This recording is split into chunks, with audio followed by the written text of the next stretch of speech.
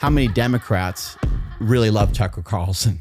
You know what I mean? The problem is when you become a try guy, and Mark Bell is a try guy as well, this whole thing that you lean on is like this openness to the world. Yeah, I mean, I don't really know exactly what he means. If you want to help people, you got to tell them things that they can do. But if it's all behind your paywall, then like... How many ancestral tenets do we have now? 9. Because we have to add steroids to the mix. And it doesn't make sense for me to get into this jiu-jitsu match with this white belt. When Andrew Huberman was doing stuff with Knees Over Toes Guy, Functional Patterns would make videos parroting and being like, this is stupid. This is why Huberman doesn't know what he's talking about. We had the conversation with Ripito. It kind of showed like that this exists, where you learn so much, you start to think that your knowledge is like, this is a peak.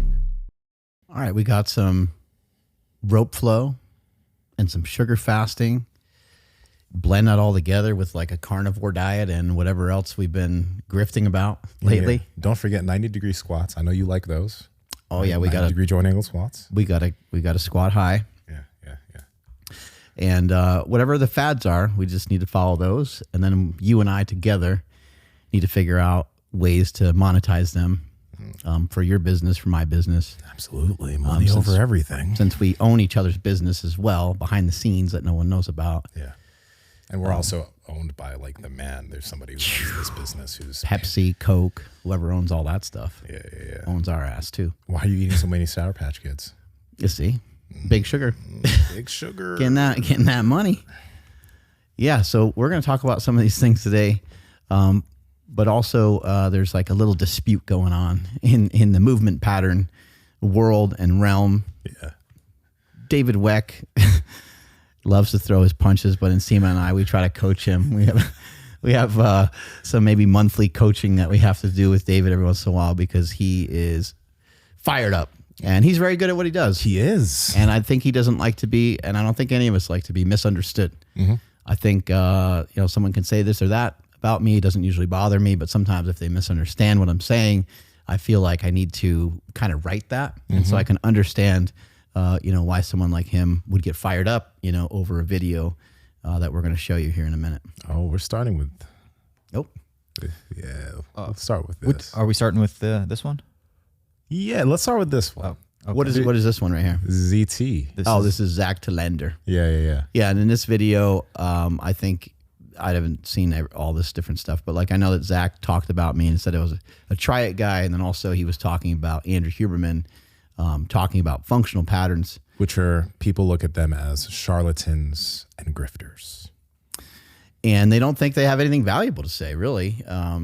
Mattie Aguilar and functional patterns, they have presented themselves in a certain way, and they have knocked down a lot of traditional, or at least that's what people think, and that's what they're knocked down a lot of traditional lifting in favor of moving differently in the name of being able to have a better gait and be able to have better athleticism, better movement, and so forth. And I think a lot of people like Andrew Huberman and a lot of people like myself have seen these clips of Mattie Aguilar and functional patterns and been kind of amazed by them. Like, wow, this looks really neat.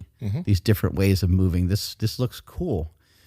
To me, it looks like something I can add in to some other things, but Mattie is staunchly against only adding things in because I think with the people that he's worked with, he's seen better results when they go all in on functional patterns. And so that's why a lot of people in the industry consider him a zealot or consider him of trying to run some sort of cult. Because if you're not doing FP, you have to do the full program. You can't have departures from it.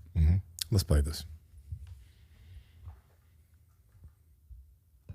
Training. I'm very interested in some of these functional patterns folks online. They've got some really interesting points about the need to do more real world throwing, sprinting type activities. Here's an idea. If we step back from the human species, what do humans need? We need to reproduce, take care of our young, propagate, all the stuff we talked about before. Throughout human evolution, humans have gotten to a point where they don't have to throw, run, or do any of these things. And perhaps, and someone should look at this, perhaps the areas of the brain that atrophy first, the neural pathways that atrophy first in everybody are the areas involved with jumping, landing, throwing, navigating, uneven surfaces, lack of familiarity. It could be that deterioration of those pathways sets in motion a cascade of things that cause the loss of neurons in other areas. And then like so many things, it tends to, and then we get demented with age. Yeah. Okay, so there's that. So first thing, we're going to get to what Zach's mentioning here, but you know, when you look, I think people should go watch Zach's full video because we're not going to play the whole thing. We're going to only play part of it. But it's good to watch his video and get even more depth on his viewpoint. But when you go into the comments, Huberman's showing a level of interest in what Functional Patterns has to say. He's barely scratched the surface of trying some of it, right? But even him showing interest, when you go into the comments, there are people who are like, oh, Huberman's like the biggest fitness grifter. Huberman is... he barely knows anything about fitness, so he shouldn't really have a voice when it comes to this stuff. They're dissing him for giving something a shot, trying it for himself. And I think this is one of the, I guess it's one of the hardest things when it comes to going for your own physical practice, because when you're doing something and it works so well, so you're doing some form of like traditional training and it's been working and you haven't really done many new things, and you see somebody who comes out of the woodwork like Functional Patterns, and it would be great if FP was just like, this is what we're doing and this is why we like it and this is why it might be helpful for you. But that's not what they do. What they do is like, your house is shit. Let me show you why your house is shit. My house has all the gold. Come over here and hang out. And if you don't hang out with us, you're a little brained loser that shouldn't be, you shouldn't be conversing with me. That's how FP goes about things. So I get why the hate exists, but that doesn't necessarily mean that there is no gold in their house. There are some things for people to think about. And Huberman isn't endorsing them. He's not saying this is the best thing since fucking sliced bread and it's better than everything you're doing. But he is saying that there are some things here that you might be missing out on, and I'm going to try it out and see what I think. Yeah, it's an unfortunate position that we're in where we endorse everyone that's on the show. We endorse everyone that we speak about. To an extent. Yeah. To an extent. Well, I'm saying like we don't actually endorse them, but that's what's viewed. It's what's viewed, And if you took a picture with Juji Mufu a couple days, yesterday, and we love the guy, and he's great. And a lot of the guests that come here, we take photos with, but it doesn't necessarily mean that we can't endorse everything that somebody does. Mm-mm. We've had guests come on the show, and then later we've found out things about them that aren't so great. While they were here, we had great interaction with them, and then we're like in total disbelief. Like, oh my God, I cannot believe that happened. Some we're like, shit's coming to mind. Yeah, right. Like a bunch of different times, and it changes your view of that person. You're like, man. There's even been podcasts that we haven't even been able to run. True. Due to things that have happened, surrounding the show. So no matter who we have on, yes, we're giving them a platform to speak. Mm-hmm. And I think that platform to speak, we have had Functional Patterns people on here before. And I think it's nice to be able to give some, like, we're in fitness, so let's explore all of it. I think Andrew Huberman is thinking to himself, well, I'm getting closer to 40 or 50, getting closer to 50. And I want to maybe have a couple other skill sets. I would like to be able to expand my portfolio when it comes to fitness. Because currently, I've worked out with Andrew before. It seems like most of his knowledge base is centered around bodybuilding style training. Yeah. Which is awesome. That's a great skill set to have. He's in phenomenal shape. Yes. He's lean, he's jacked, he's got a big old neck and everything. He looks great.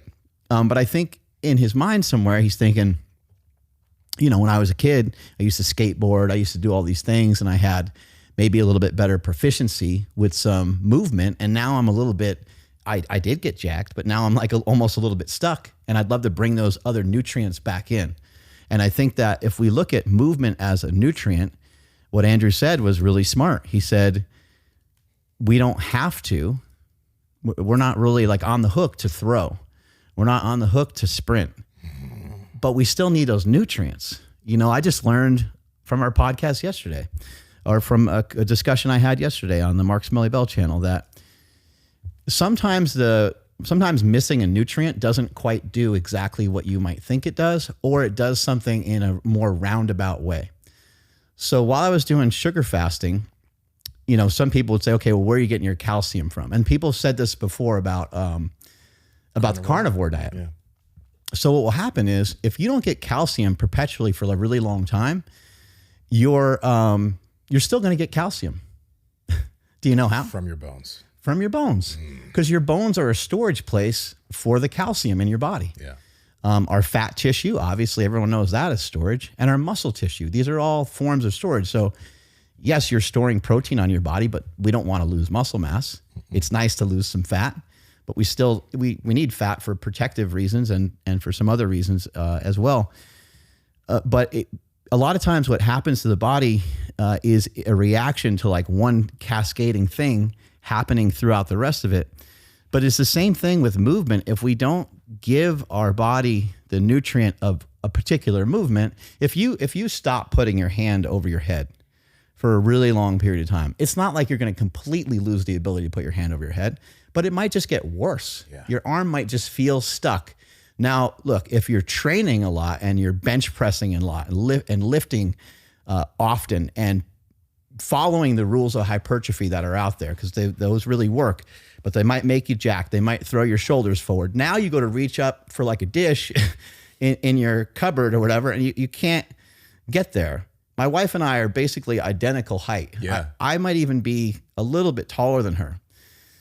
Her ability to stretch, I mean, she's a swimmer, so she practices this all the time, right? Her reach, if we did a standing just reach, I mean, she would be able to outreach me by 4 or 5 inches. It's not just because she has maybe longer arms or anything like that. She's just able to move her body better than mine because she's getting those nutrients, she's getting that movement, and she's not trying to make herself all blocked in and jacked. Yes, exactly. And we'll let more of this clip play, but again, something to think about is, you know, when you hear things from FP, I get it. I get how annoying it is because they are dissing every form of training that is not FP. But I would implore you to attempt to get past how dysfunctional their messaging may be and try to just see what they're doing and then ask yourself, is there any parts of maybe some of the rotational movements, maybe some of the throwing movements, maybe some of the things that I'm seeing in these videos, are some of those things, could those serve me in what I'm doing with training? And could I try to see if I could add that in on my own and find some benefit from it? Versus it's all bullshit. They're small. No one from there is big. Everyone that's done FP and is actually jacked were doing traditional lifts before they did FP. So that's why they're big, not because of FP. Let's get rid of all that and just think, what from here could serve me, and fuck the rest, you know? So just, that's how, because I think that's how we think about things. We don't, everyone that comes on, we're not like, oh, you have the golden answer. Actually, I don't think any of us, neither you or me, looks at someone and thinks they have all the answers. I don't have all the answers. You don't have all the answers. And no one that comes on the podcast, even if they think they have all the answers, they don't. But we know that they've got some stuff. So we try to absorb the useful stuff, right? And then just, you know, if they want to think that they're the best, we'll let them think that they're the best, and that's okay. I think the only way to like have all the answers is to be super passive and to be like, oh yeah, that might work really well. Oh, that's really nice. Wouldn't that make you a sitting pussy man? Yeah, exactly. That's where it leaves you. And in terms of like it being exciting or fun, you know, the answer does lie in the middle a lot. Yeah. You know, I think that's what frustrates people though, dude, because people want you to take a stance. They want you to say, this is how we need to do things. And a lot of people appreciate that. And if you're not that person, they don't think you have values. So I hung out with Zack. Zack Telander. And the very next day I'm hanging out with Mattie Aguilar. Right as they're like fighting, you know? Yeah. And neither one of them really mentioned anything about it. It was kind of funny. But me, you know, and this is like from months ago because this little battle has been going on for actually quite some time now. Yeah. But I'll say this.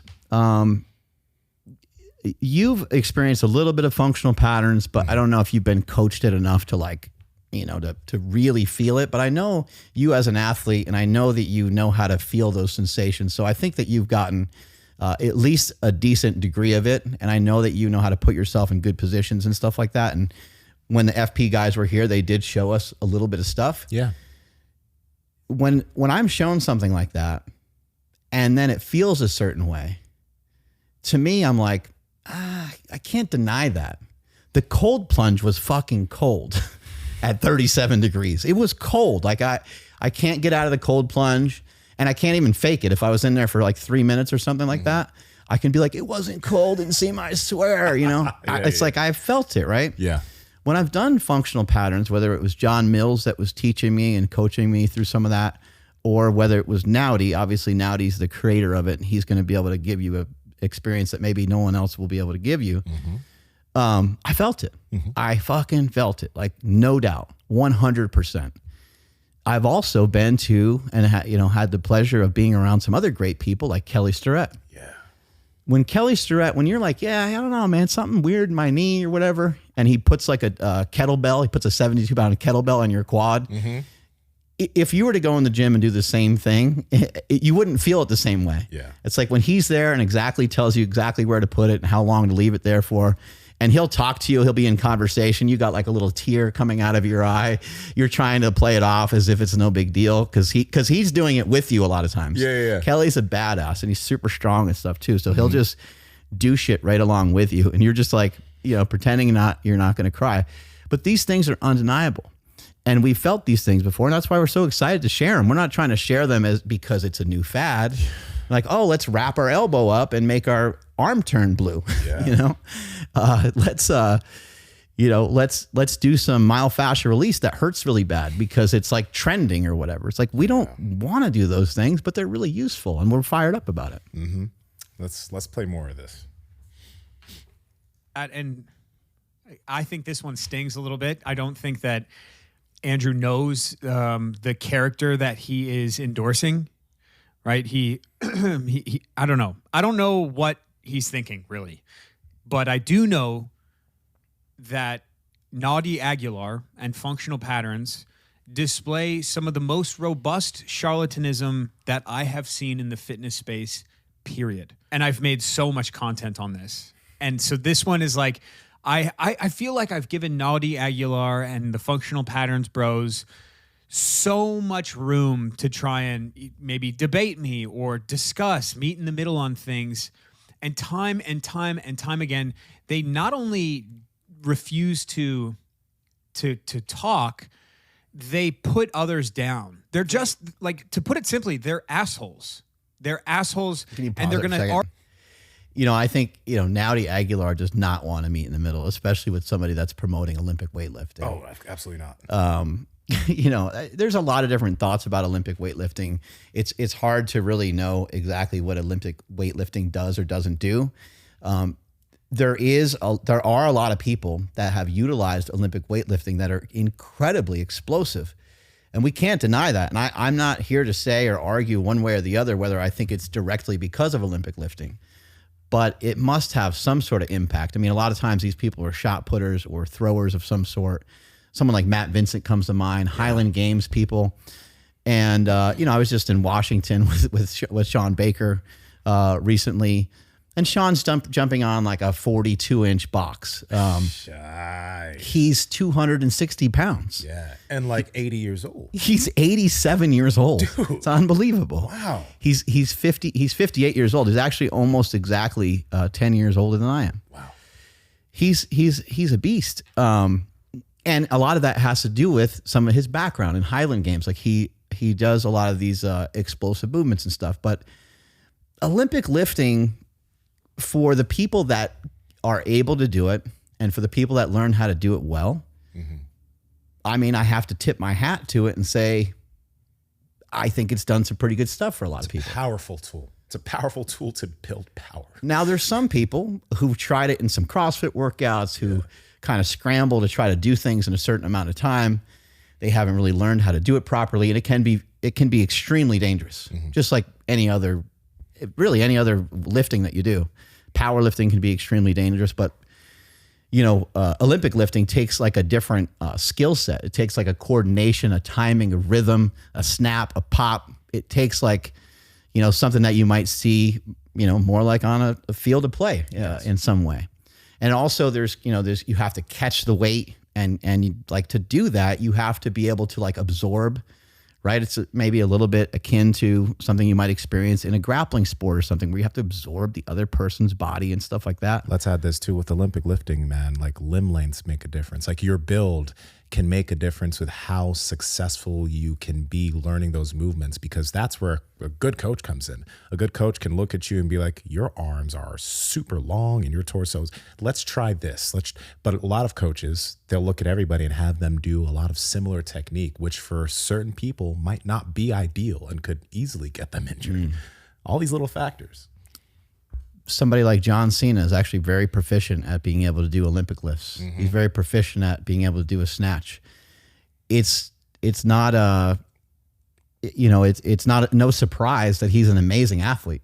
John Cena can jump like crazy. Like I've never seen him like dunk a basketball or anything, but it just wouldn't surprise me if he could very easily do that. I remember when we were wrestling, and he would there's like moves where you sometimes jump over people, and he would be like, he'd be like a foot and a half above, what you needed to do. Cause he kind of ducked down for the guy a little bit, but with John, you never needed to duck down.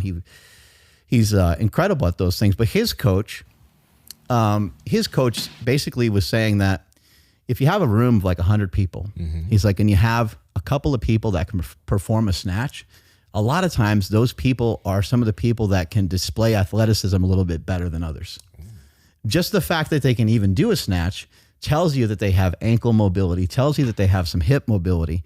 Now, it doesn't mean that every single time. Maybe they could be uncoordinated or other things, but at least at the very least, it's giving you a diagnostic that they have some mobility through some, through a range of motion with some decent weights. And if you watch this, pull this video up real quick and watch Cena hit this weight real quick.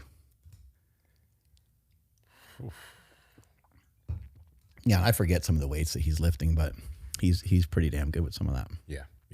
You were saying though, damn, I cut your train of thought. Do you remember where you're going? No. Basically just saying like that I have to kind of tip my hat to Olympic lifting. Like I have to agree, even though I understand what Goda says about it. I understand what some of these people say about it. It's like you go to lift and you jump and your feet go, and your feet just like they go flying way out. Yeah. You got this like crazy external rotation, and you're in these specialty shoes that help you squat lower.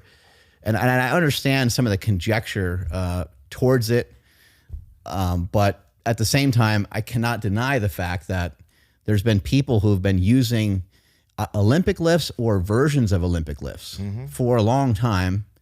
So it's like, I don't believe I can discredit them. I also can't deny the fact that it can potentially be dangerous as well. But I think we all understand that like lifting weights and training in general can be dangerous. Do you have anything else? Cause I'm gonna let Zack's video. Go ahead. Yeah. Okay. Let's play Zack's video. Let's keep playing. Argue like they're being assholes because their cause is something great, when really it's not. It's not that great of a methodology. And the funny thing is, we never really criticize the methodology itself. We just don't like the way that you criticize others because it's unscientific.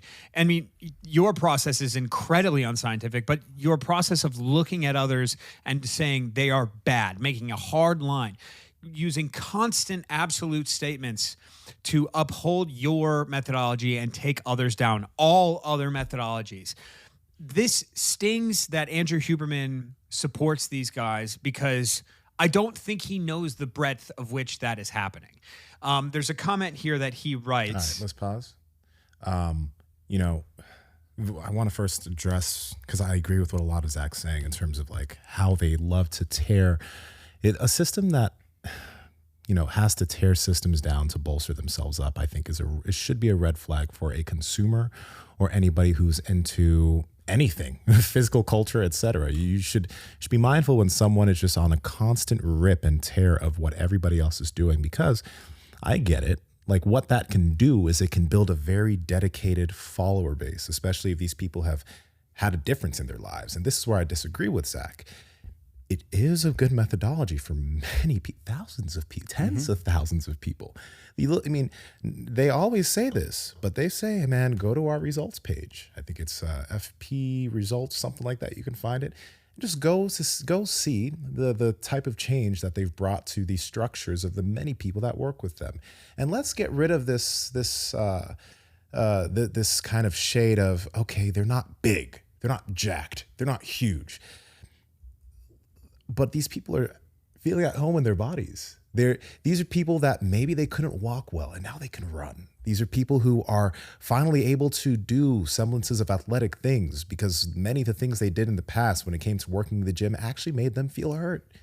And you're going to say that this isn't bringing people benefit? Like, nah, man. Like, it absolutely is bringing people benefit, and there's absolutely good in the methodology.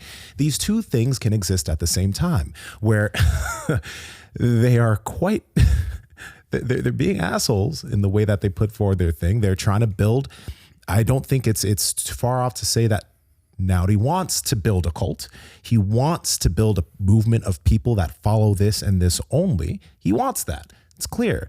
But at the same time, it can exist that many people are being helped from this and many people are changing their lives from this. These two things can exist. And then as somebody on the outside, you can then, like we just mentioned, look at it and be like, what can I learn from this without drinking the Kool-Aid? Because that's what it comes down to. Don't drink the Kool-Aid. You know, I've been doing this stuff with the Stronger Human community, and that's been growing. But the continuous thing I want people to do in there is to stay curious and not do only the things that I do and put forward. I don't want people to drink my Kool-Aid. I want people to go and, like you always say, go towards their interests. And if those interests lie in seeing what some of FP has to do, go check it out. But don't drink their Kool-Aid.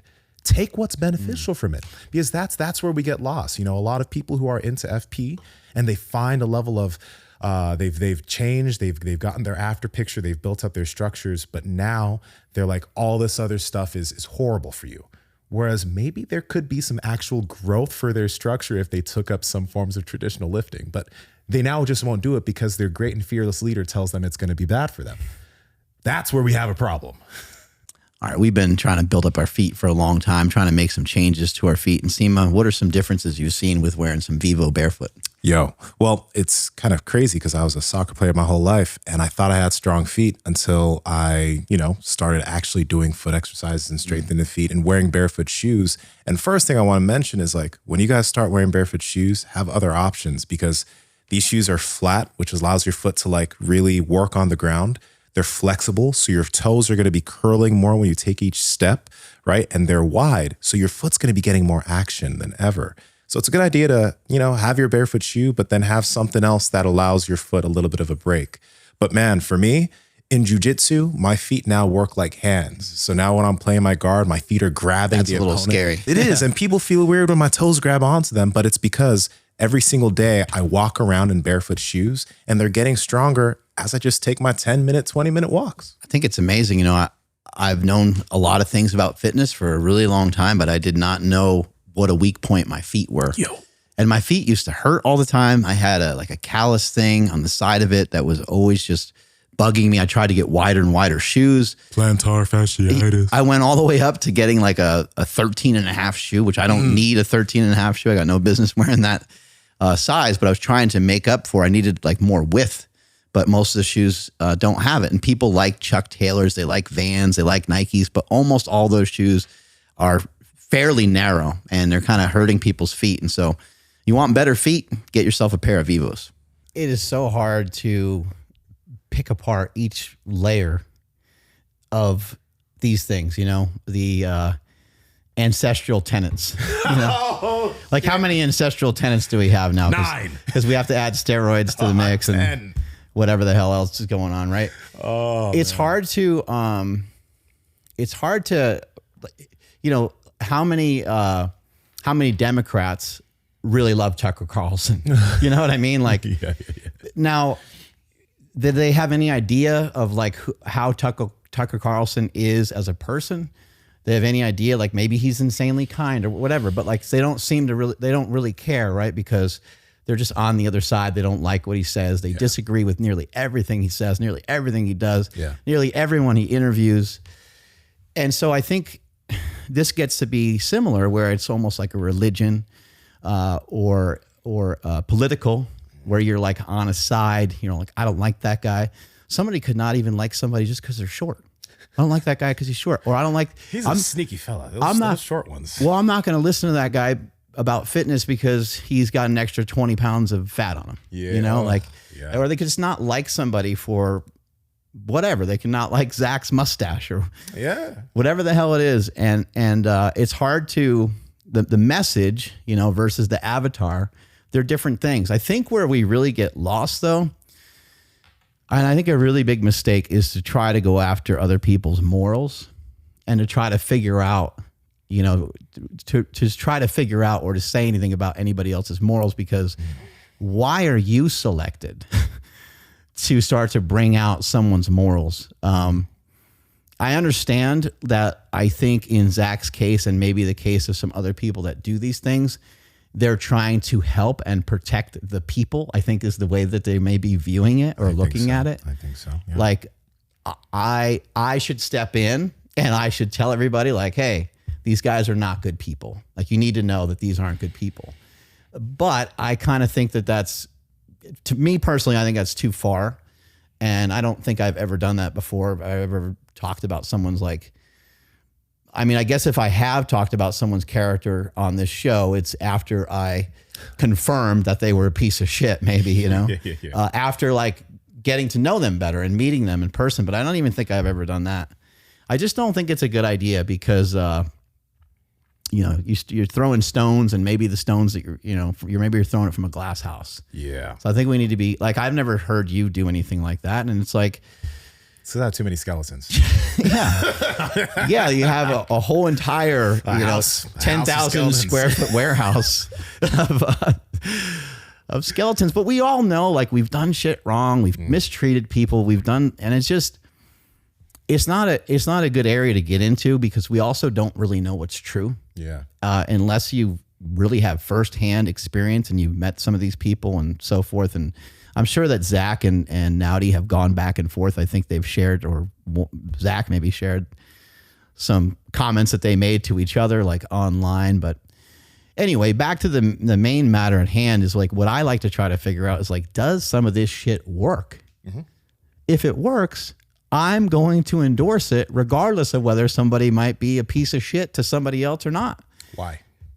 Because if it's effective, then I want to know about it. If it can move the needle, if it can move things forward, if a message from Jack Cruz comes along and he talks about, you know, getting morning sunlight or something like that, or, you know, how going outside and seeing the moon in the evening and getting kind of cold is good for you. If something like that turns out to be something that is really useful and helps, even though he calls us jackasses the whole podcast. Yeah, jackasses and Nigerian princes, and there's no Mexicans, right? Like he really went after it on that show. He really did.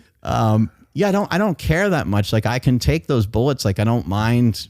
It doesn't bother me. I think if I don't mean like endorse in terms of like back up everything that the person's saying, but in the case of fitness and in the case of what it is they're communicating about, if I feel like they found a way or a better way, you know, just for people that don't know what the hell functional patterns is, I'm just going to try to sum it up in a way that you can understand it better, but this isn't really what it is. So I'm friends with Mattie, and I'm going to like misspeak upon like what they're trying to do. But if you think about somebody that just bench presses all the time, their shoulders start to get rolled forward, you know, and people that just train their upper body, they kind of start to walk around like they got the imaginary lat spread going on, right? And the shoulders are forward. So we know we can do that with weights. We can make our body push our skeletal frame into certain positions via the way that we load the body all the time. Mm-hmm. And we can create like this stiffness and this rigidness. Well, if we can do that with weights in the gym via some of these things that we're doing for hypertrophy and via some of these things that we're doing for strength, maybe we can take the same weights that maybe made some of us stiffer than we would like and stuck in these positions. Maybe we can do it. Maybe we can utilize these weights in ways that would unstick us. Maybe we can, you know, do a row in a particular way to where it helps set the shoulder into the back pocket. And if you're bodybuilding, actually, depending on who you follow with bodybuilding, but if you're bodybuilding, you should be able to get to a lot of different things, and you should be symmetrical, because if you're symmetrical and you're mobile as a bodybuilder, you'll look a lot better. You'll be able to pose better. You'll be able to pose better. You'll be able to work your muscles better, I would even say. Yeah. Then some, like for me, it's like hard to get into my lats the right way. It's hard for me to like grow my back. And that has to do with like, I don't have great mobility through my shoulders. So if my mobility through my shoulders improves, then everything else improves. And I think that's the main thing of FP is like, they're trying to have you utilize some sort of load, because when you go there and you start to do some of these practices, they have you using a weight that's fairly challenging as you're trying to twist or move your body into a certain position. And you need that load in order to, get into your glutes, get into your calves. And the odd thing is that when you do these movements, the weak points are like magically found. And you're kind of almost confused about it. But I think maybe it has something to do with what Juji Mufu was mentioning about the isometrics and how they can be useful at really targeting a weak point, because a lot of times your stronger muscle groups will sort of take over when you're doing certain motions and certain activities. Mm-hmm. And when you're doing some of these movements that are so foreign to you, and a lot of times you're doing them in a way that would probably be viewed as wrong, because I tried to show Juji some of the FP stuff, and he was having such a hard time trying to do a row because he's used to doing a row. Chest is up, he's square to the machine, and he's just pulling with the lat. Well, I was trying to have him do it where he was like on the opposite side. His shoulder was forward on purpose, and he was trying to row like this, which is just, it's not a better way. It's just a different way. Yeah. And perhaps you can get your body to get set into these positions better by doing some of these movements. And, again, we need to wonder, because someone looks at that, especially someone who, let's say that they consider themselves an expert when it comes to biomechanics, and they'll say, that is not a good way to grow the lat. Our goal right now isn't just getting the most hypertrophy in the lat. I think when a lot of people see these movements and some of these ideas, it's like, that's not going to make you super jacked. That's not going to build that place the most optimal way. And we got to think there are different goals. There are different things that are going on here. Like, they're focused on rotation. They're focused on movement. They're focused on, achieving some of these things and helping people get out of pain, right? While also building the structure. So it's one of those things where, people, I've seen so many comments, and we'll get to this too, where people like call you a grifter or call me a grifter. And they think that all we're doing is chasing new fads. Well, the thing is like, first off, I want to learn more to become better at the things that I do. I'm very happy that I found jiu-jitsu when I did, because it forced me to start to be open to trying things in a different way. Because going into that martial art, it showed me many of my movement weaknesses. So it led me down a path of listening and taking ideas from different people that ended up serving me. So I learned very quickly that by trying certain things that certain people within the communities that I've been part of in the traditional lifting sector, they might think it's stupid, but trying those things actually brought me benefit. I need to be more open. But on top of that, the people who we serve that listen to this show, it would be really bad if we were just very close-minded to all these things and only stuck to the things we were really good at. We can both, and we have both lifted a lot of weight, and we have both gotten really jacked. And we could just say and try to tell people, this is the way to do that, and talk about that over and over and over and over again, and have that be the only thing we share. But no, you continue to delve into things that you aren't the best at, you aren't good at, and it helps you grow. And I do the same thing. And we want people to have that mindset of consistent growth. So it wouldn't be good for us to just not share some ideas with them if it could be something that serves the one person in the audience who has pain that they could never get rid of, and they find FP and it gets them out of that pain. Like, we did our job. And we did our job for that person. And I'm going to continue to share it regardless of what's said. You Yeah. know, like some people are like, you have the worst movement out of anybody on the internet. That's okay. Like you that's fine. Like that's totally fine. I don't really care, but you should know that I'm not posting it in a way of that I'm trying to show you, like, look at how good my movement patterns are.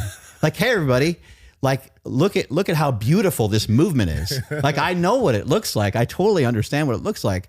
And that's part of the reason why I'm showing it to you. Yeah. This is like a before picture. Yeah. Hopefully we'll get an after picture at some point, but it might take a while. For everyone who thinks Mark doesn't move well right now, just look at last year. And then you'll be like, damn, this guy's moving really good. Like this is the thing. You aren't moving like shit right now, dude. You're moving so much better, and it's continuing to improve. And I think that's one of the best things about it. Like, you haven't just stuck to, I can bench a lot of weight. and you're just doing that over and over. Bench press. You know, like you're continuing to evolve. And for some reason, people think that that's a grift, but it's like, nah, man, you got to do some new shit. You got to improve. It's also just fucking fun. It is. It's fun to move around and to try some. I know some people have so much fun just doing their regular lifts, And that's okay. and that's great, and that has a lot of benefit. One thing I wanted to add too with FP, and you were saying like, you know, it's not the most optimal for hypertrophy. Hypertrophy seems to have, you know, I think who's the butt guy? Brett Contreras. Brett Contreras made a chart. He made a hypertrophy chart, and it's his butt man. Who's the ass man? It's the ass man. He made a chart, and I think that's really useful. But like, unfortunately, like if you're not like within this chart, then your results with hypertrophy are not like optimized. And it takes a lot of work. It takes a lot of reps. It takes a lot of sets and or a lot of weight and or your frequency is really high. I remember last time we tried to look it up. It wasn't super easy to find, but I think it's all the way to the left there. Actually, I think you maybe did find it almost right away with the blue, words on top there. Evidence-based training guidelines for hypertrophy. Now, look, it doesn't mean that if you don't follow these rules that you're going to get nothing, right?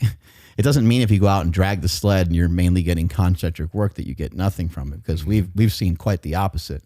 And you will get some hypertrophy from some of the things that you may do in like functional patterns and sled pushes and sled pulls and you know, walking backwards with resistance and stuff. You'll get some benefits from it, but it's not the same as the workout that we did with Stan. No. You know, where we're like doing something very specific. This is for the lats. We're tapping into the lats, light, medium, heavy, next thing, boom, boom, boom. And it's very specific, it's very targeted. Yes. And even in a bodybuilding workout, somebody might have you hit a very specific range of motion that's short on purpose to really isolate or just barely, you know, get the bicep to move because you're just trying to work on one very particular thing. But FP they're not within this block here of what you need for hypertrophy. There's so many, like a set from functional patterns, like one set from one movement could take up to 3 or 4 minutes. Mm-hmm. Like you might be on that machine for like 3 minutes. Now, you're also not like pumping out reps the whole time. You're kind of moving slower and you're trying to figure out exactly how you should move and the movement. And sometimes you'll see these guys, they'll like run all the way across the gym. Yes. But the movements that they're doing are complex. And I saw men and women in there.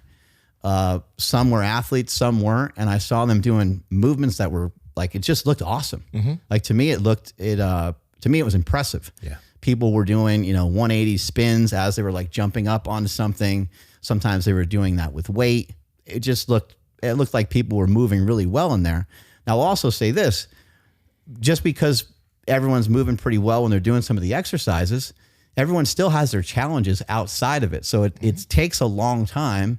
And even nowadays, like I'm a work in progress. I'm trying to like fix my own shit. Yeah. I'm still working on it. And so this stuff, it takes a long time to be able to, work on these things. But I thought it was relevant to bring up the fact that I'm sure that they would love if their training made them more jacked, but it's not specific to hypertrophy in the first place. Yeah. Yeah.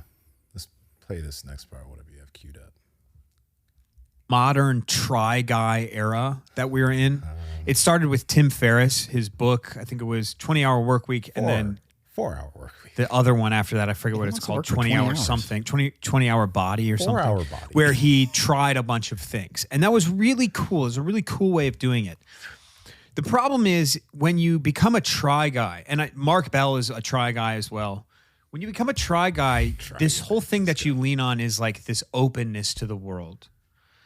Separate the art from the artist.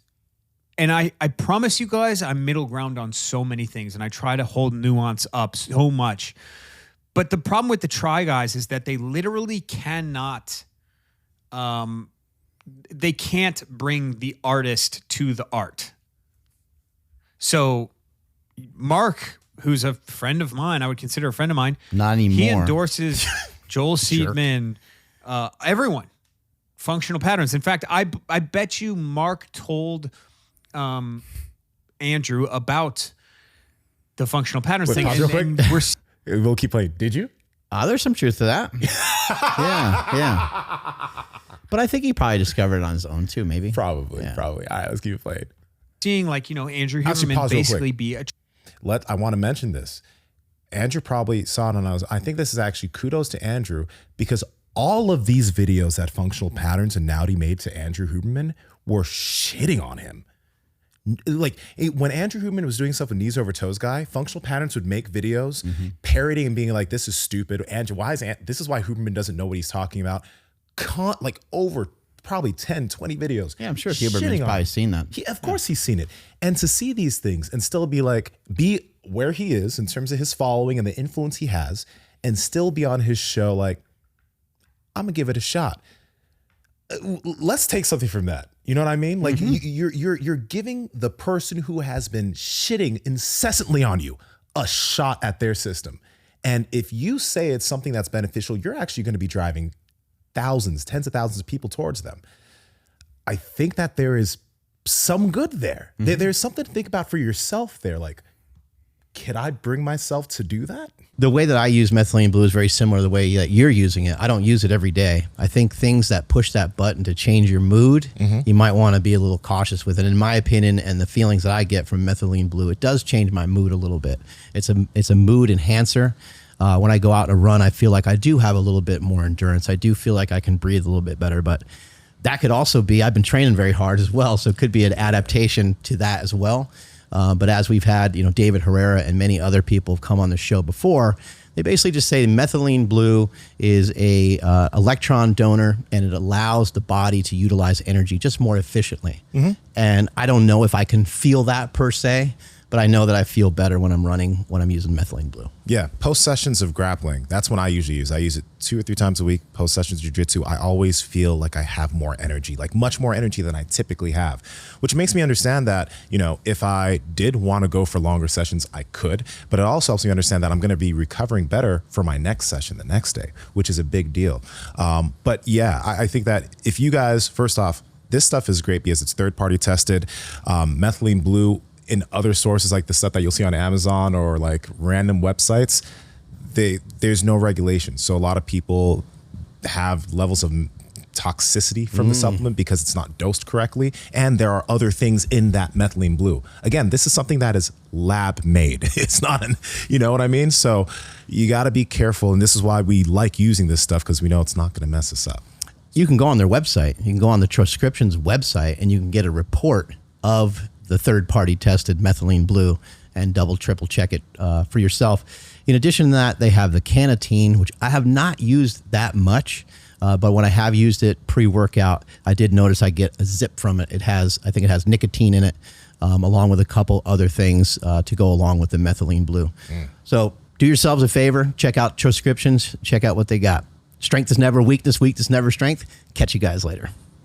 Yeah, most people can. Like most people, they're going to miss, right? You're going to miss the message, and I think hopefully that's what people get from this show, is that like you could be missing out on something great just because you were offended or annoyed or didn't like a particular way somebody said something. And that doesn't mean we're saying that what Naughty and the way that they're missing. I'm not saying that shit's right. I still think that they're being massive assholes for the way they put these things forward.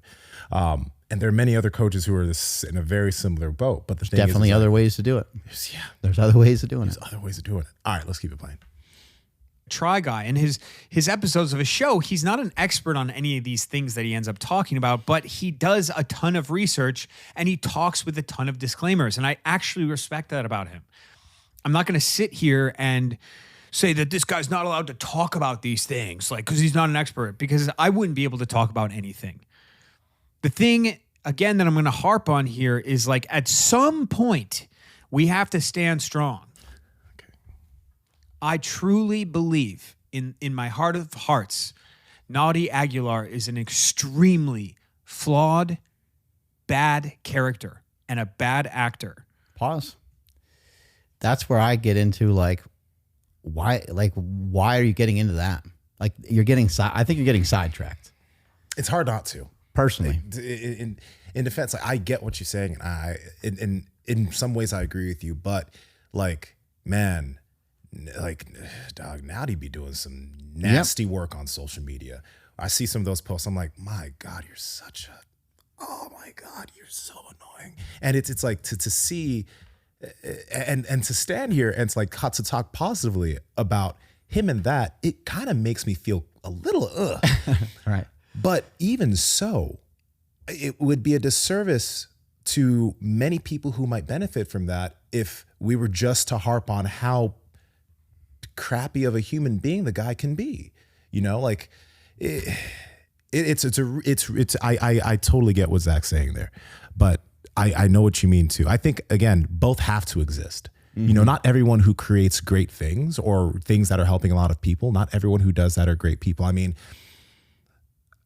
I'm not even gonna, just not everyone who creates great things are great people.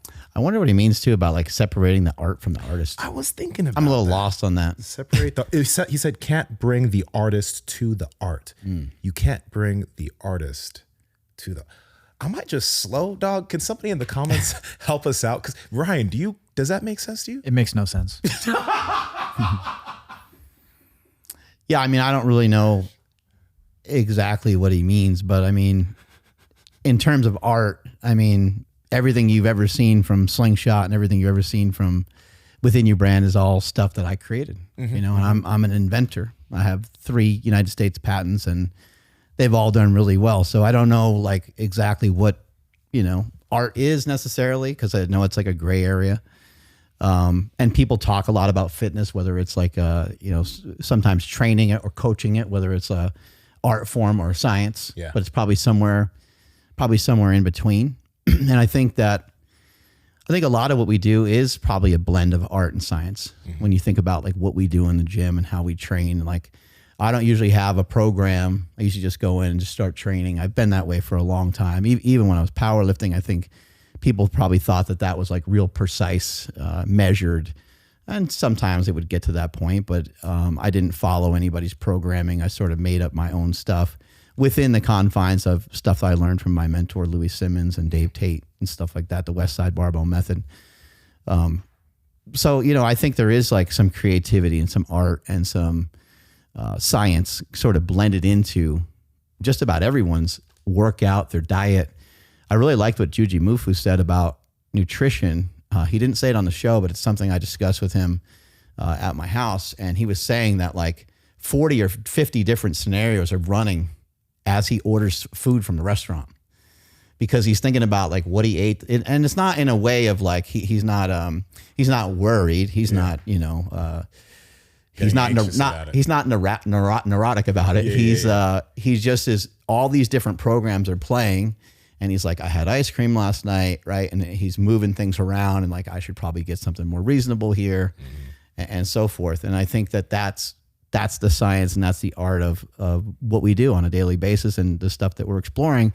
And again, you know, if with something like art, like how could you not be open-minded? I think you have to be open-minded. So he's saying like, you got to make a stand and then staunchly be like in this zone. That doesn't make any sense to me, because, you know, what if you grabbed the guitar and just started playing it like a bass? That's like, I don't even really know what that means because I don't know fucking music, but I'm sure somebody's done something like that before, where they did something completely unconventional, or they used a different thing rather than just a pick to play the guitar or whatever. Tim Henson from the band Polyphia, the way he writes his music with tech is one of the reasons why his music is like, some people hate it, but like modern guitar artists are like, how do you come up with this shit? How do you even figure out that type of riff?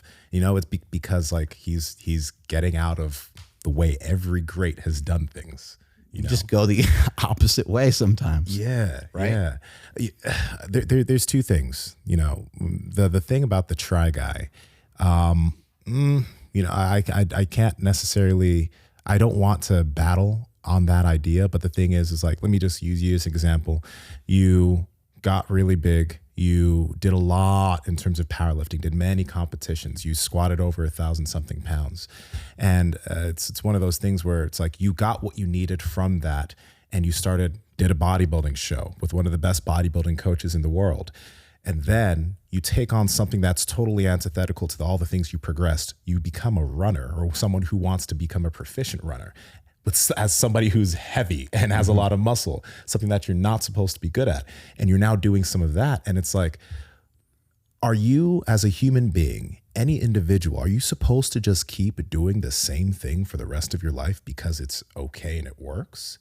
You can, if that's what you find interesting and that's what you truly want to do.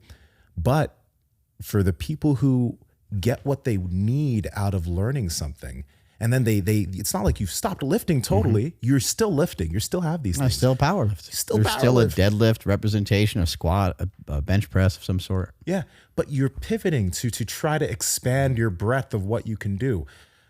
Why would you want to live any other way? Because I guarantee in the next 10 years, you'll probably, 5 to 10 years, you'll achieve some of your running goals and you might try something new. Why is this bad? Why is this bad? Tell me why this is bad. Well, look at the change that Zack has gone under. He's a musician. It's like the last, year?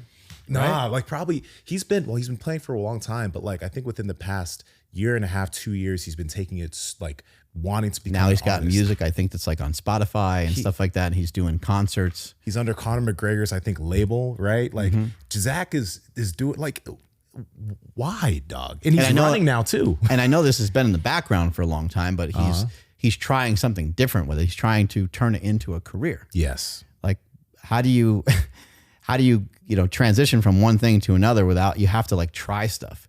At some point he tried Olympic lifting because he felt that it was a good idea. And again, I understand his point might be, but yeah, Olympic lifting's been around for a long time, or music's been around forever. He's doing a lot of calisthenics now too. But calisthenics is something that's been done for ever. Right. You know? Right. And he's exploring some running and things like that. But like, who's to say with his running that he doesn't get, into something that's like a little bit off path. Like not all runners use a lot of nasal breathing. Maybe somewhere along the lines, because I see like a lot of his runs are usually done pretty fast, and he's in great shape. And his running looks so nice. He's a good athlete. Oh my God. His running looks really nice. Yeah, he's a really good athlete, but maybe at some point he'll want to explore something slightly different. Because he'll run into a hurdle, or he'll run into something that maybe he's just not serving him, and maybe he's like, hey, you know what? For the next couple months, I'm going to try some nasal breathing. I'm going to give something a try. Like that's the only way you're going to know or find out, is to continue to try. And he's changed so much that the last time I was in Austin, Texas, I went for a run with Zack Bitter. And I lost the other guy's name. My bad. Matt Choi? Oh, no, it wasn't Matt. I did run into Matt Choi, though, on that run, which is really weird. Austin has so many. Everyone's over there. There's so many runners down there. But anyway, Zack didn't run with us. He was being a fat boy. He was like, I got no business running right now. So he took off. But that's how much change he's gone through in the last couple months and years and so forth. Yeah. And this is the next thing I wanted to mention, the idea of like, we have to stand strong. And, he was mentioning, okay, well, more so we have to stand strong. I think the big thing for him is just like Mattie being a bad character, a bad character in the space. And as much as I get that, it's one of those things where it's like, even though, for example, let me use this example. We had Mark Ripito on the show. Okay. And I think I wasn't here for the very beginning of that podcast, where I believe it was said that Mark mentioned how he's like open to new ideas, etc. And when we have guests on the show, my job isn't to try to debate them. My job is to question them and ask them why they do certain things and their thoughts on certain things. And I think that I know that many people appreciate how Mark Ripito stands strong on his beliefs about strength, training, and the concepts that he's put forward over the decades, as those concepts had probably over hundreds of thousands of people get into strength and start training. But I tend to think through that conversation that Mark Ripito is quite close-minded to some new ideas that are within the fitness sphere. And many people in that comment section were grilling me, roasting me, and say, Mark showed him. And it's like, okay, but at the same time, there are so many things we talked about during that podcast. Like, for example, Mark Ripito hates the trap bar. It's an abomination, as Mark put, right? But someone who loves the trap bar is Pavel Tatsuil. Like, he actually likes the trap bar above the typical barbell. And it's like, it's one of those things where Is Pavel wrong? Is Mark wrong? Like what I'm getting at here is like, if you're really someone who wants to try new things and is open-minded, then you probably are not going to find the flaws in actually absolutely everything that is somewhat opposite to what you teach and what you put forward.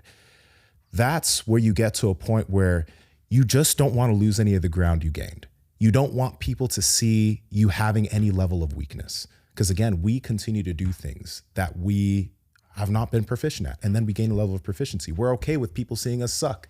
I have the videos when I started jiu-jitsu of me being really bad at it, and I was okay with that because you do something for a while, become proficient, and it becomes now another tool. And we have developed a lot of tools because we have been open, we have been try guys to new ideas. And I never want us to change that. I know I'm not going to change that. And I just hope I hope you guys, everyone who's listening, be a try guy or try girl with something that, as you always say, again, interests you, right? Don't diss it just because it doesn't fall into the buckets of the things that you're proficient or good at, or the things that your favorite coach says are good. You know, they don't know everything.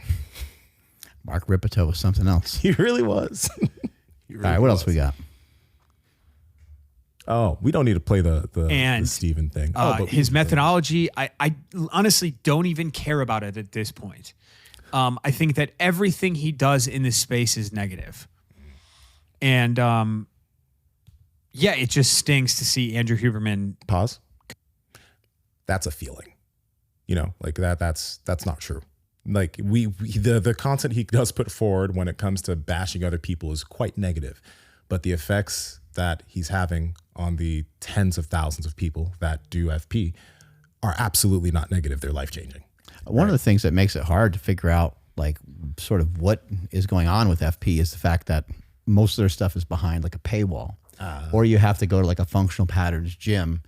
And so Naughty may make a video talking negatively about a particular system, but then if you try to look up his system, you're like, oh, like I have to like pay for it, you know, like, and you can skip around on YouTube, and he has information, and he has Instagram, and you can kind of like look at some of the stuff, but it's way different than if you sign up for any of the courses. I have endorsed that many times over because I think his like 10-week course that he has, I think has a lot of value, and mainly he's just having people do a lot of myofascial release, but the explanations on why someone would need this and what it does, I think is very thorough.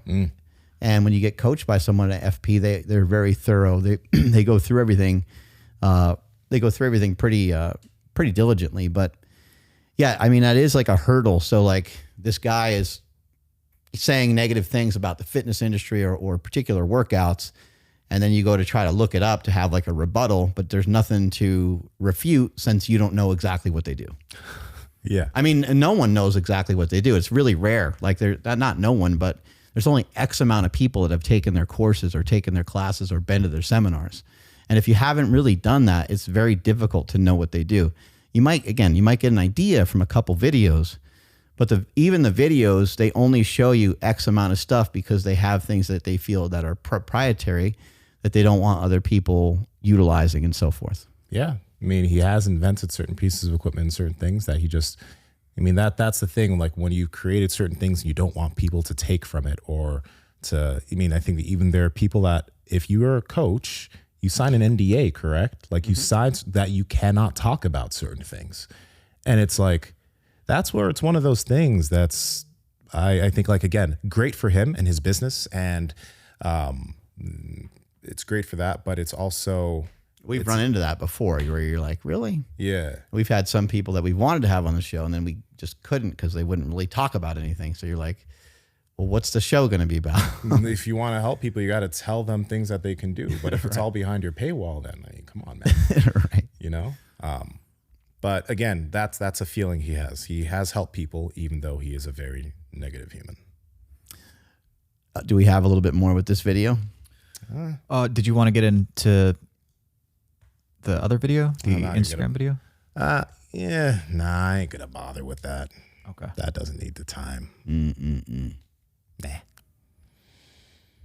How do you feel, man? Like let me ask you this. Like, as you know, again, when I look at Zack's video, and I've gone through some other videos where like you've been talked about some of the things, and like people, I just see so many people say that you're a grifter and all these things. And I'm just like, what? I know you don't pay attention to comments, but when I see that, I'm just like, shit. So what do you think about that? How do you feel? You know, I got to keep in mind, like, I probably don't know these people. Of course. These people, you know, if you were to look them up, they usually don't have a whole lot going on. They're not people that I value. They're not people that I, you know, it's not like Kelly Starrett is saying something super negative or anybody like that. I don't, and a lot of times the people that have knowledge, and maybe people that have knowledge and people that don't agree, they really aren't going to comment unless they think about their comment a lot and think about the way they want to word it. Yeah. And then their comment is something totally different than saying you're a grifter.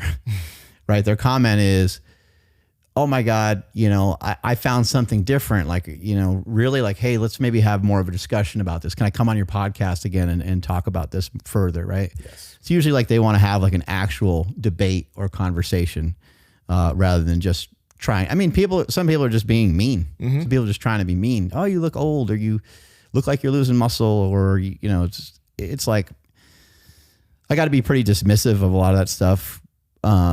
People are lashing out for whatever their own shit that they may have going on. Yeah. Is some of it. And then I just don't know how someone's going to make like an accurate statement about me without really knowing me. So I just give it some grace and just try not to put a whole lot of weight to it. And I think the hard part is not to defend yourself.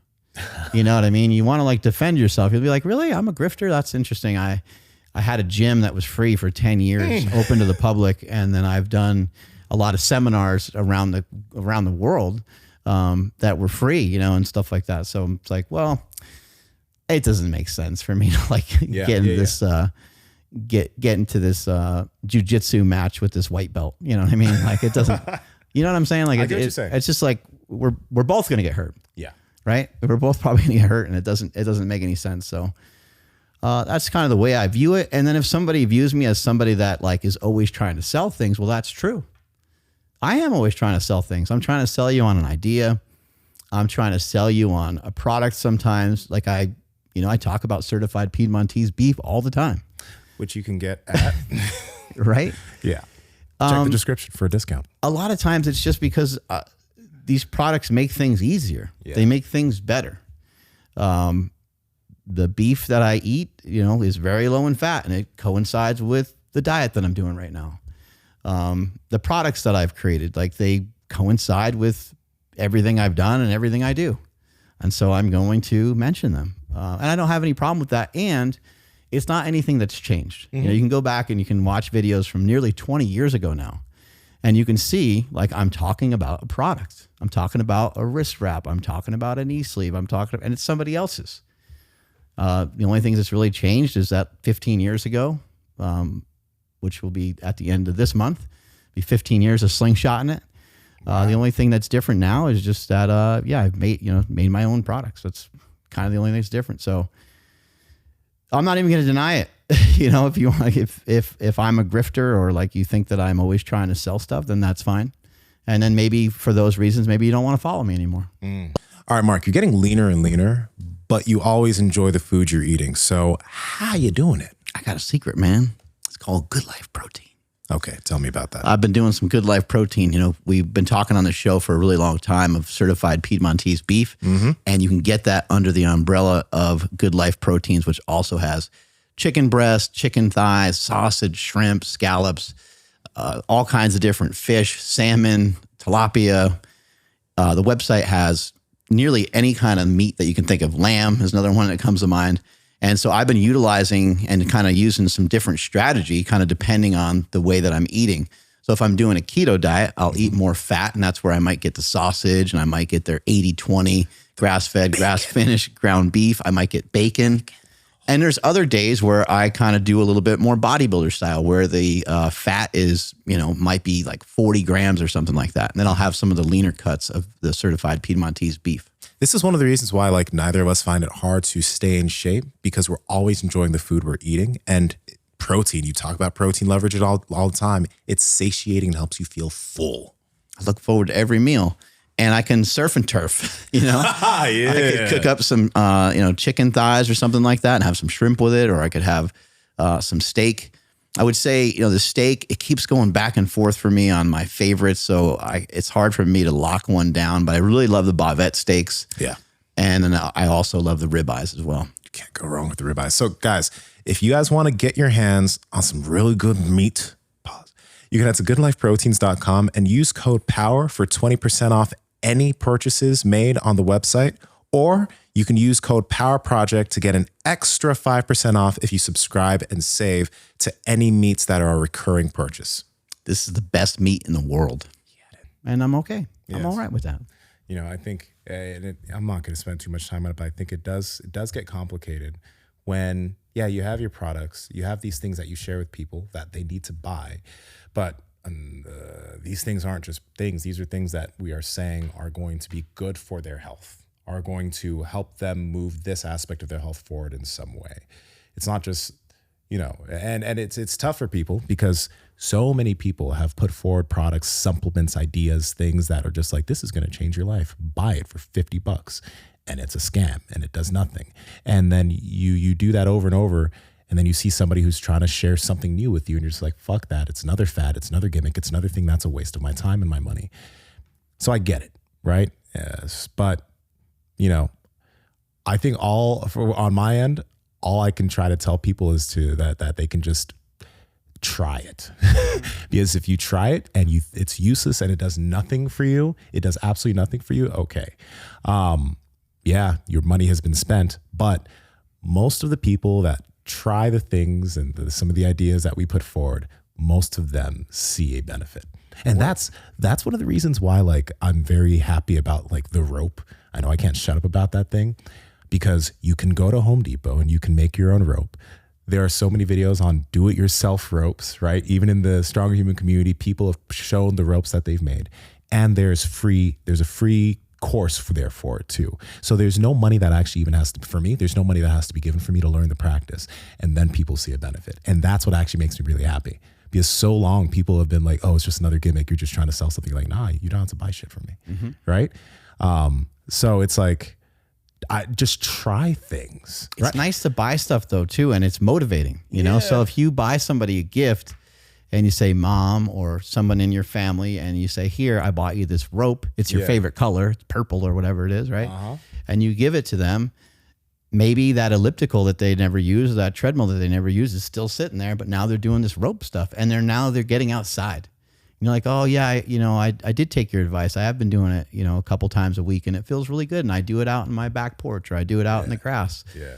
It's like, holy shit, that could really be impactful. There's a lot of people that aren't really exercising at all. And what a great shit. That's a good introduction, because maybe somebody will do that for a little while and they'll say, hey, I've been working on this and I want to do these other moves. And you say, okay, well, you can go to these different YouTube channels. You can check out how to do these different moves. It's the entry-level drug. But at some point, they're probably going to want to actually lift or do something else. Who knows? Maybe they'll want to get into some other movement practices, or maybe that movement practice itself will just make them feel better. You know what? I think actually let's play this video because I think this fits perfectly. This is actually, let me introduce. This is from Coach Seun. He is a combat strength and conditioning coach who works with many professional athletes and amateur athletes, and he's very good at what he does. Let's let it play. Time and time again, we see movement cults and new low stim exercises pop up out of nowhere and get marketed as a gold standard for combat performance. But the truth is, you don't build high outputs from low stim inputs, especially when they blur the line between skill work and physical preparation. Here's a simple way I like to explain it. Imagine you are the athlete and you're a drag car driver. Your job is to run the fastest possible quarter mile in the car you've got. Now think of the S&C coach as a mechanic. His role isn't to teach you how to drive, it's to fine-tune the race car. That might mean installing a bigger turbo, improving the suspension, and doing whatever it takes to squeeze more horsepower to the wheels. A mechanic never replaces a driver's skill. He enhances a machine so the driver can use that skill to its full potential. It's the same thing in combat sports. The hardware and software go hand in hand. If your body can't keep up with what your brain wants it to do, you're always going to be limited by the vehicle you're in. Okay, I'm going to first say the things that I agree with. He's right in the sense that he's partially right in the sense that low stim inputs do not yield high outputs. Partially right. Let's use specifically Ropeflow as an example to actually agree with what he's saying.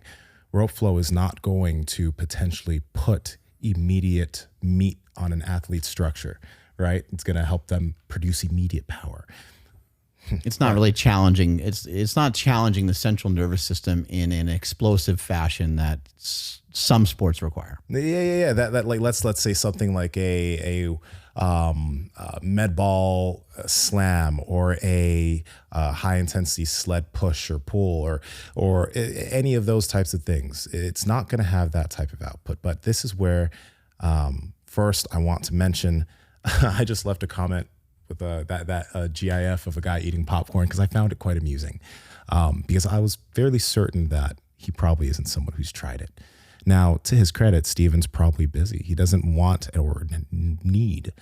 He doesn't want to try to take on new ideas that he sees are gimmicks, right? Because he has these athletes he needs to work with. So he wants to give them the most evidence-based things that are going to move them forward. So he even mentioned the comment because our guy David went in and kind of, he mentioned, someone asked him, not even David, somebody asked him, have you even tried Ropeflow? And he's like, no, I have no need to. And therein lies the problem that a lot of really smart people have, the problem that I used to have too. And especially when you're a coach. Especially if you're a coach. It can be a blessing and a curse. And I think Ripito, as we had the conversation with Ripito, it kind of showed that this exists, where you learn so much and you do so much that you start to think that your knowledge is like, this is a fucking peak. Like I can learn new things, but I got this shit on lock, right? Because I bring up this story all the time, and I think this can kind of show how a low stim input can help with high outputs. The CJ Kabliska, I mentioned this multiple times. I'm going to mention the story again because it's very real. CJ Kabliska goes to David Weck 3 years ago, learns Ropeflow for a weekend, has never done it before. Goes on his run 3 days later, shaves 10 minutes off of his PR.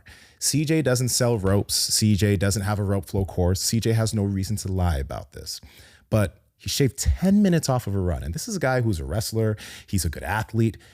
And he shaves 10 minutes off of his run from a low stim input. Why? Because this low stim input taught him how to shift weight in an efficient, economical way, which then bled into his movement patterns and helped him hit a PR. Now I think about an athlete throwing rotational punches, a grappler going in for a rotational single leg takedown, a jiu-jitsu guy doing a sweep who kind of taps into some of that rotational movement from a low stim input. Can we potentially think that low stim input can have an effect on his output and help him have even higher output? Am I saying that Ropeflow is going to help you build all the muscle and become the most explosive athlete ever? No. But what I am saying is wow, this low stim input that is probably not going to make you feel bad. That's probably going to help your body feel better. That's not going to cause too much damage. This low stim input can help your high intensity activities. They can help you perform better in some ways. That's pretty powerful because a lot of things that we do as athletes in the gym, they cause a level of fatigue and stress, which isn't bad, but it's something that we'll have to recover from. But now you have an activity that actually feeds your recovery, gets rotation, gets blood flow, gets all these things, and it can help everything function a little better. Why are you being like that? It's the closed-minded strength coach that is the most annoying thing. It's like, dog, buy a fucking rope from Home Depot and learn to rotate. Give it an actual true shot and tell me you don't feel anything, because there are hundreds of thousands of people who will tell you that otherwise. It's ridiculous. I can maybe understand the point of not feeling like you have time for it. Yeah. because like you're doing a lot of other exercises. Maybe you feel at the level of proficiency of most of the athletes you work with. It's just may seem a little arbitrary, like it's just not going to make that big of a difference. But I mean, there's a lot of low stimulation movement. There's a lot of low stimulation stuff that you do. Like it's the reason why drills exist. Yeah. You know, drills kind of remind me of assistance exercises. Like a tricep push down, like it doesn't really do much for somebody. But at the same time, it does a lot because it's like it's part of like a mental game. It's part of like hypertrophy. It's part of working the tendons, ligaments. It's a low cost way to work your elbow and to make sure that your elbow maybe stays healthy, because if you only do explosive bench pressing and explosive med ball stuff all the time, maybe your elbow is going to kind of feel like shit. Yeah. So maybe you need other ways to express that and other ways to get some blood flow in there. You need to lighten the weight up with, you know, some of these various like assistance exercises. I could picture someone like Ian Danny just being like, like, you know, it probably wouldn't be his like go-to. But again, and this guy too is like, they're working with like athletes. Yeah. Like you're working with a lot of people that probably have pretty good proficiency already. However, they might not move so great on one side, or they might have like a little, I know for myself with like running, I can kind of feel a pretty good like rhythm and like loop on the right side, and it's not there on the left. It's like dead on that side. And I can't wait till I get back to running, because I think the rope has really helped with that a lot. And it'd be interesting to see if that gets a little bit better. But you know, athletes know better than anybody that they have deficiencies and they have stuff that they would really love to work on. They'd really love to fix. Now, is the rope the only way to get there? No, I'm sure you can find other ways, but how often can you do rope flow? Well, it's like you can do it pretty often. And you don't have to do it for 30 minutes. You don't, Right. Like it's one of the, you know, keep going. You don't have to do it often. You're going to say something else, but Yeah, you don't have to do it. You don't have to do it. It's something that you can do very often, and your frequency can be like through the roof. Whereas with a lot of other stuff, like if we're talking about med balls, like coaches that know shit about med balls are like, you're throwing a med ball like once a week, and you're throwing that fucking thing hard. Yeah. There are some coaches, like when you talk with someone like John Heck, or you talk with someone like Ian Danny, who are like, dude, like if I'm trying to teach you and train you to be explosive, so much of what we do is going to be extremely explosive. Yeah. Like it's going to be rare that we do anything super slow, super methodical. Now, of course, there's going to be drills and there's going to be warm-ups and so on. But some coaches look at it like, if we do anything in between, it's not a good idea at all, because they don't like they think that the nervous system stimulation of doing something that is more like low effort, and that could be this guy's, he could have that kind of mindset, because that's where some strength coaches are coming from. They're like, you're not doing a 100-meter sprint in 20 seconds, like ever. Yeah. And they just have a different mindset. They want you to like be going like full speed on a lot of stuff. Yeah. You know, what I find really like, I think I'm happy that I'm not just somebody who, and this isn't bad, but I don't identify with just being a strength coach, because I'm an athlete, and I find that the things that I can do outside of the gym are just as important to my performance and recovery and my progress as the strength work and the conditioning and those things that I do in the gym and on the mats. Because like, let me use other inputs for recovery, like contrast therapy, going from the plunge to the sauna, right? I can do that, and then afterwards, all the inflammation's gone. I can go to my next jiu-jitsu session and feel amazing, right? Like that's a fairly low stim type of input that helps me have higher output. And the rope is something that I can do a little bit in the morning. I can do it, you know, while I'm working a little bit. I can do that in the evening before I go to bed. But it's this movement practice that gives me hundreds of repetitions of clean wrist, shoulder, rotation of the spine, shifting weight of the body, getting my arms and shoulders in positions that they don't typically get in.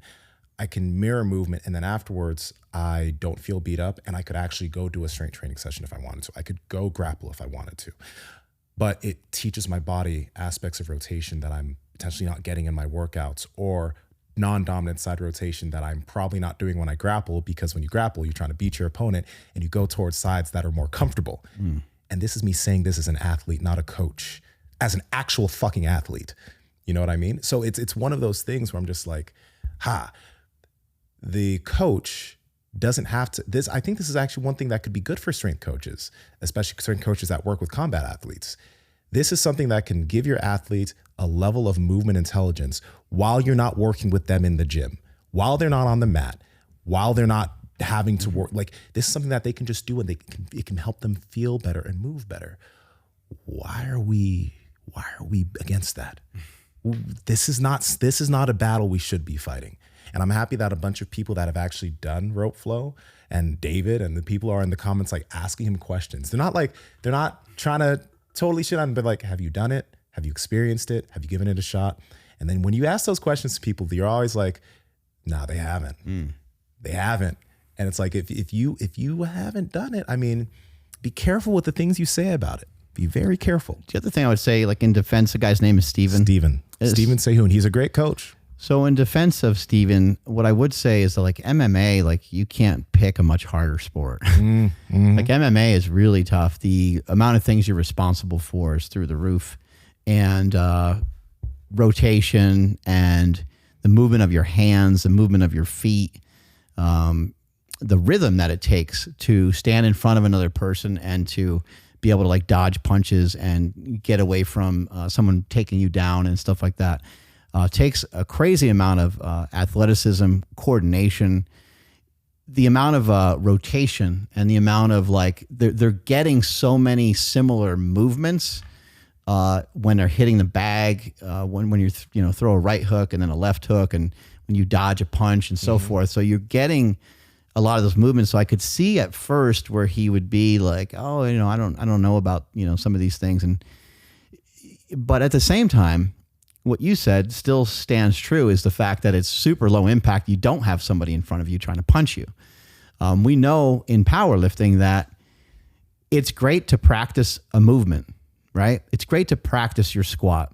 But if you squat 400 pounds, you don't practice with 400 pounds. You might practice with just the bar, or you might practice with no weight at all. That would be a powerlifter's shadow box. I might say, like, Nsima, why don't you go over there and squat onto that box for like a couple sets of 10? Yeah. And I'll watch your form and be like, it's not really, it looks as shitty as when you were squatting your heavier weight. Didn't you practice box squats on your couch at home? Have I All heard the time. that? Yeah, all the time.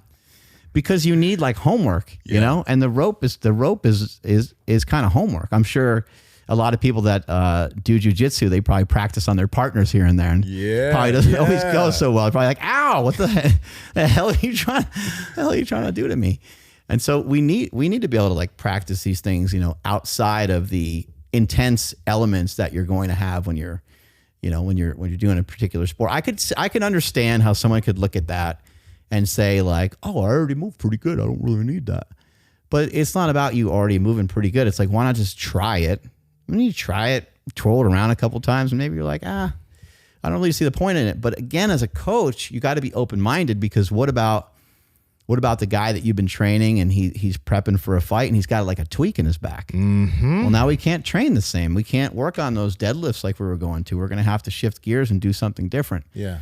And what I was saying to you in the gym about there's optimal exercises, but you can't always do them all the time. There's like, I think a burpee like burns a crazy amount of calories, right? Yeah. But a burpee is really demanding.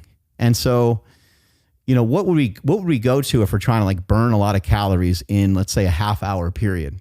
Well, we'd go from the burpee probably to the elliptical, because the elliptical is going to be great. We can just be on there, get a big old smile on our face, and we can crank out the work that we need, have a big old puddle of sweat, get the heart rate up high, and have very limited negative impact, low stimulation on the body. So low stimulation stuff it's fucking awesome. Yeah. And you need a good amount of it in your training. And that's why if you actually look at somebody's training, I would say, I think it's a fair statement.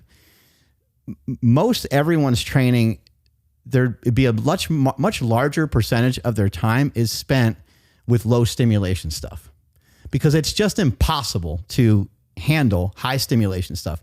You have to warm up. You always have to address like just taking your time, maybe not every single time, but you have to address taking your time getting into things, and you have to like start somewhere. Yeah. we know that you don't just start with like a 500-pound squat. And when you're going to jiu-jitsu, you don't just start rolling with the hardest guy in the class, like right off the bat. You're usually going to like do something to get your body ready, to get your body warm. And that's usually going to be like low impact stuff. Absolutely. You know, that's the thing when it comes to this. Again, great coach. But it's one of those things where if you're trying to continue to improve and you want to give your athletes more tools for them to be better athletes, because even though somebody's an elite level athlete doesn't mean that they have everything in terms of their movement. Just because you're elite doesn't mean you don't have flaws that you can improve. And I just hope that people that educate can also stop the tendency. Don't do what FP does. Let me put it that way, because I think he's giving FP a taste of its own medicine, and the Ropeflow community caught astray. But even so, I don't know. It's unfortunate is all I can say. That's not something that's not something that for as long as I continue to learn things and educate and show people things, these are the reasons why I appreciate guys like a Ben Patrick. You know, I appreciate guys like even Huberman. You know, I mean, I appreciate people who educate. They give people ideas. They give people things to try out, but they don't have to attempt to tear down other ideas to bolster their systems. I always appreciate those people the most. Those are the people that I talk to the most, because I know that they have a constant growth mindset happening and they haven't stagnated. And when I was in my early 20s, my mindset was like this guy. Real talk. My mindset was like him, where like, this is it. These things are it. And there's only room for benefit here, you know? And it's like, that's not a place where I'm ever going to allow myself to be. I do think that Steven ended up making a lot of great points. He did though. How are you going to be explosive and act in a fight if you haven't been practicing those things? But I don't think anybody's putting the rope This is how you're going to build the most muscle and explosive ability, by twirling a rope around. And you're going to twirl this rope and be able to like beat the shit out of all these guys in the UFC. Like, no, like you have to, there's so much training that has to go into it. No one's saying that. But you know, this is one thing about this type of content that has this effect. Functional patterns, their content has the effect of constantly, especially people who are within the system, constantly showing how this bad, this good, this bad, this good, trains the people who believe in you that this is bad, this is good. I'm not going to spend time trying this thing out, even though many of those lifting things or ideas of traditional lifting will bring those people benefit, right? And then you go to the comment section that he's putting forward, you're getting all this praise from a lot of people. Praise from people who actually might find some benefit from something like Ropeflow, who might find some benefit from something like some stuff that FP puts forward. But because you've made like as Zack said, you stood your ground, right? You're building this cult of you. You know what I mean? Mm-hmm. And it's like, that's what you want to do, dog. Do your thing. That ain't going to be how I operate. Strength is never weakness. Weakness is never strength. Catch you guys later. Bye.